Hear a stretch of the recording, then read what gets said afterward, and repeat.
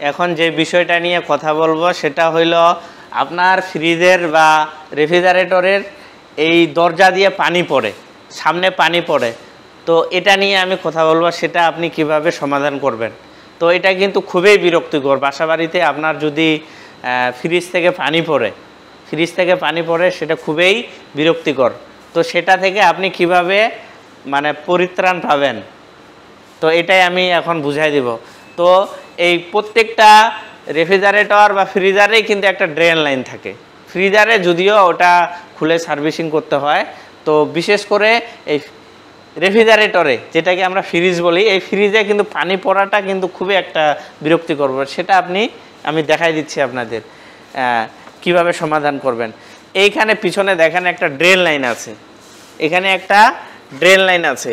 এই drain line যদি জাম হয়ে যায়, এই যে পানিটা যে অনেক মানে বাড়তি পানিটা বা এখানে যে পানিটা থাকে এই যে ওয়াল দিয়ে চুয়ে চুয়ে পড়ে, এই ড্রেন লাইনটা যদি জাম হয়ে যায় তখন কিন্তু আর পানিটা এদিক দিয়ে পাস হয়ে পিছনে ট্রেতে যাইতে পারে না। ফলে কি হয়, এদিক দিয়ে ফ্লো হয়ে এদিক দিয়ে আপনার পানিটা পড়ে।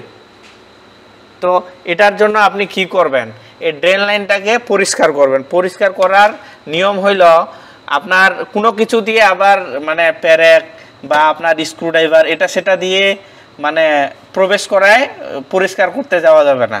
তো আপনার তাহলে কি দিয়ে পরিষ্কার করব। তো আমাদের কাছে তো পুরান থার্মোস্ট্যাট থাকে। আপনারা সব থেকে ভালো হয় যে গাড়ির মানে মোটরসাইকেলের যে প্লাগের তারটা আছে বা ক্লাসের যে তারটা আছে, এই যে ফ্লেক্সিবল যে তারটা, স্টিলের তারটা, ওইটা দিয়ে আপনি পরিষ্কার করতে পারেন। তো অবশ্যই আপনি যদি ওই ক্লাসের তারটা বা পিকআপের তারটা দিয়ে যদি আপনি করেন, পরিষ্কার করেন, তো সামনের যে অগ্রভাগটা আছে, এই সামনে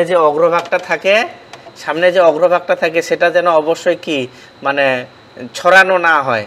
সুন্দর করে যদি আপনার ওয়েল্ডিং করে কেটে দেওয়া থাকে তাহলে মাথাটা কিন্তু খুব সুন্দর স্মুথ থাকবে।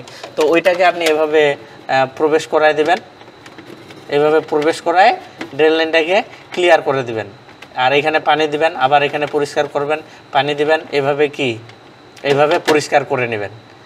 আর যদি সেটাও না হয় তাহলে আপনার বাসাবাড়ির যে জিআই ওয়্যার আছে, হ্যাঁ, সেটার মাথাটা আপনি এভাবে বাঁকা করে দিয়েও পরিষ্কার করতে পারেন। অথবা আপনাদের যে মানে ইলেকট্রিক শপে গিয়ে বলবেন, মানে ইলেকট্রিক যেখানে মালামাল বিক্রি করে ওখানে গিয়ে বলবেন আর্থিংয়ের তার বা 1RE কেবল, আর কি আর্থিংয়ের তার বা 1RE কেবল বললেই ওনারা দিয়ে দিবে।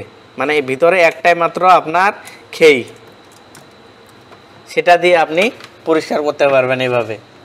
তাহলে এটা ড্রেন লাইনটা ক্লিয়ার হইলে এদিক দিয়ে আর পানি ফ্লো হবে না। এই হইল বিষয়। আশা করি আপনাদের উপকারে আসবে।